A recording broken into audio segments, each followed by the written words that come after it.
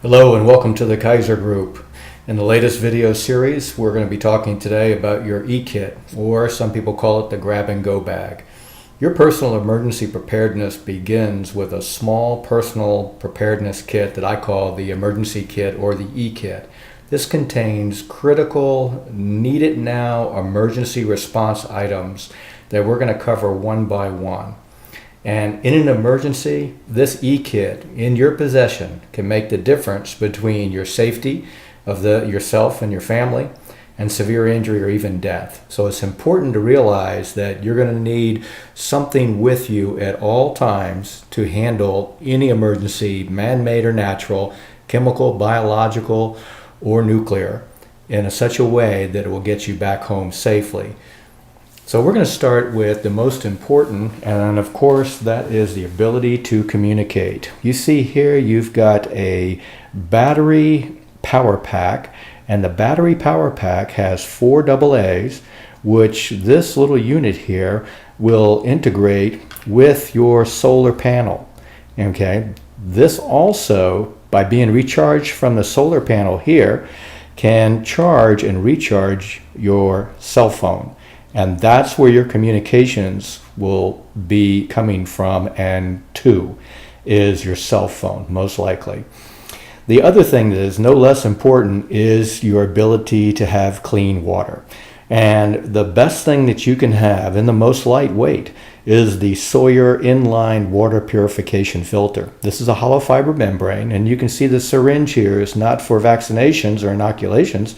It's for purifying and cleaning this filter should it ever become clogged.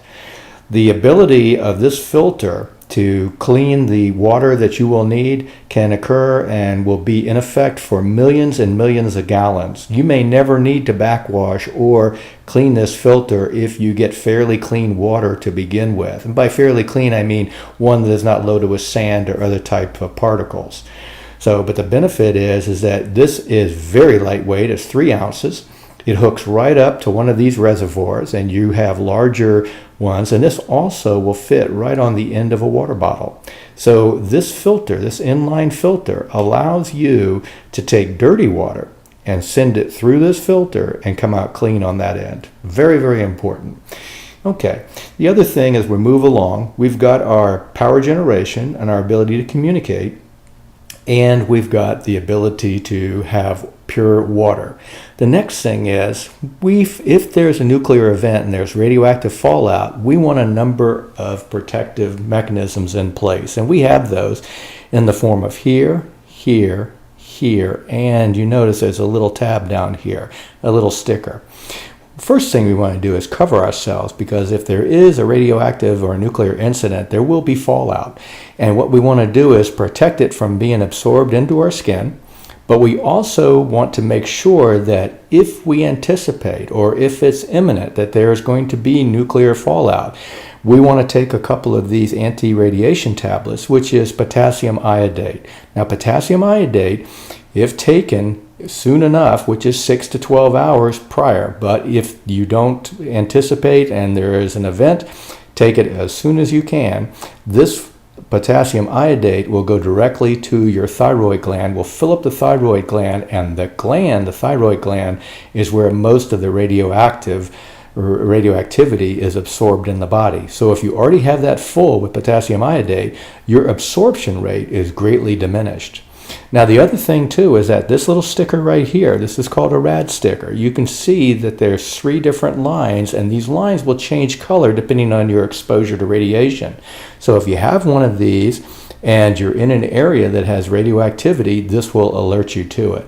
If you think that there's an area of radioactivity, then you might want to consider taking this ready mask and applying it to your face. And you can see it doesn't just give you a mouth guard, it will also guard you your eyes, which is another route of entry when we talk about radioactivity, or even if there was tear gas in the area. This would filter that and render you protected. It's easy to apply, it's pocket size, there's no straps or anything, it seals completely to the face. So that's a good thing to have. So we have here potassium iodate, we have here the skin protection or the body protection, in the form of a heat sheet survival blanket, and then we have the Ready mask also. So we've got good protection here. We want to move on a little bit further, and another important part of our kit, although we don't need it as often or as soon as most people would think, is our emergency rations. And these are in the form of little tablets that are full of calories as well as vitamins and minerals, electrolytes, and these rations do not require a lot of water to assimilate and to digest, which is a good thing. Even though we've got pure water available through the filter, this is not going to require a lot of water to process. So that's a good thing. Now there's 3,600 calories in here, so you're going to be able to take one tablet at a time, and these are in 400 calorie tablets, and you and your family members will be able to subsist for a long, long time with just this little packet of emergency rations. Another thing that's very important is being able to identify yourself, being able to get currency, or having currency on hand. And another thing that would be a great idea would be to load all of your personal information and your documentation in regards to who you are, what you have, your contact names and your numbers, any medical information like drug allergies or any kind of medical history. All this can be placed on a simple 1 gigabyte jump drive. And this is something that would give people access to your emergency information should you be rendered incapable to give that information. So it would be, in addition to having identification, you would also have a lot more information should you need it or they would need it. So we've got that there. So if you need money or currency or need to buy things to get home, you've got that there, and you'll have information on how to identify yourself. The other thing we want to work and pay attention to is the pocket first aid. Now this is just a general first aid pocket, and it has bandages, it has a few dressings, it's got some analgesics and anti-inflammatories. Again, aspirin and non-aspirin analgesics are good. It could help you with fevers or colds. It's nothing that is complex. It addresses cardiac emergencies only in the form that it has a CPR mask in it. So I would recommend you get more adequate first aid. But again, we're talking about an emergency kit that is quite portable, that can be hidden or secured, and that you can carry with you either in your briefcase or your purse or as a separate pouch. And then last but not least, we're going to need to be comfortable if we're in an emergency, especially if we're in an area for extended stays. So underneath this, we've got both shampoos, we've got hair care products. This is a hairbrush. We've got toilet paper, we've got toothbrush, razor, we've got toothpaste, and we've got soap. So this could carry us for a whole week if we needed to. And then last but not least, a little multi-tool that is well made so that it won't break on you, but we've got screwdrivers in here, we've got Allen wrenches, we've got knives, we've got can openers, and all of these things together will give us all that we need with the exception of protection. And that's the last thing, but that's a critical package also. There are types of protective devices. Some we call less than lethal, lethal, and non-lethal. And right now, we're just trying to get home safely. So one of the first things we want to be able to do is that in an emergency, or if we are threatened, we want to be able to alert others to our situation. And that's where this little whistle comes in handy. It will alert others that you're in distress. This has over 110 decibels, so it's very, very loud. And you can put this around your neck or put it in your hand. It's highly visible, so it would also let your attacker, or someone who's considering attacking you, that you're not unaware of the possibility of being attacked and that you're ready. The other thing to have in your hand would be tear gas. Very, very effective. And you can render a lot of people immobilized if you have something like this. Now, it's not lethal, but it certainly will debilitate them.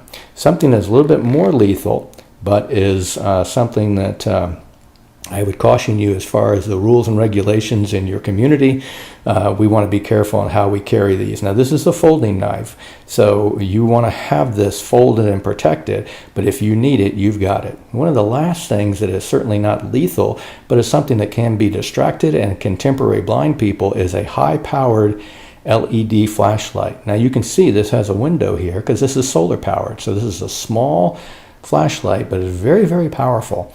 So it would render them slightly temporarily blinded so that it would give you enough time to get away, or at least to distract them. So this is your protection little kit right here. All together, all of this put together can fit in a bag this size. Now, of course, the bag is going to be wider than you see now, but the bag can be carried in a purse. You can use it as a bag or as a purse. It can be put in a briefcase, and it can contain all of these items that you need to be protected. You've got power, you've got water, you've got a light source, you've got food, you've got minimal medical first aid pouch, you've got safety, protection, and you've even got some comfort. So on that note, consider having one of these e-kits available to you at all times, wherever you go, and it will stand you in good stead.